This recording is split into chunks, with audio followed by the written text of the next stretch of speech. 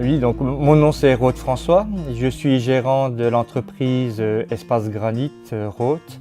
C'est une entreprise familiale qui a été créée à Molsheim en 1805.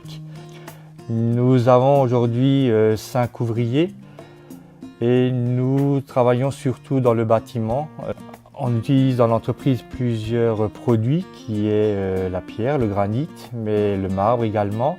Le métier a quelques contraintes quand même côté physique, étant donné que lorsqu'on utilise une tranche, la tranche elle fait environ 3,20 m sur 1,80 m de haut, ce qui fait dans les 400 kg.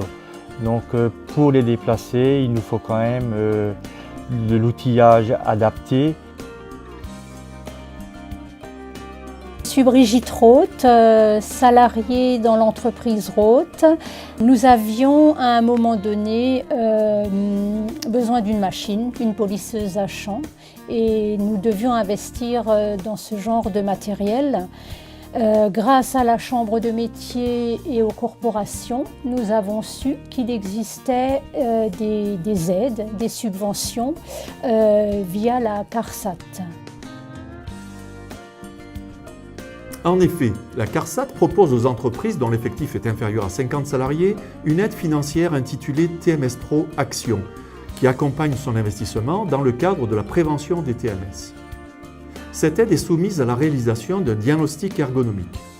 Cette analyse de l'activité de travail n'a pas pour unique objectif de valider l'équipement envisagé, mais de permettre à l'entreprise de découvrir les risques professionnels inhérents à son activité.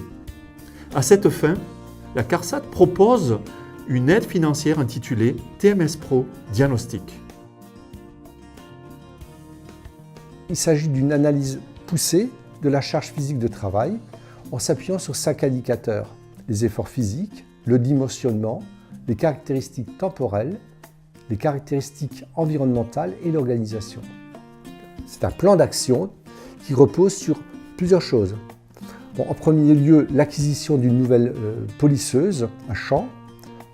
À côté de cet élément primordial, d'autres propositions ont été faites, comme l'intégration de rigoles sous grille pour canaliser l'eau qui ruisselait et qui était un risque de chute, mise en place d'enrouleurs automatiques pour les tuyaux qui traînaient au sol, des bouchons d'oreilles moulés, préconisation aussi du pavage ou de l'enrobage de la cour pour éviter les vibrations corps entier lors de l'utilisation du chariot élévateur.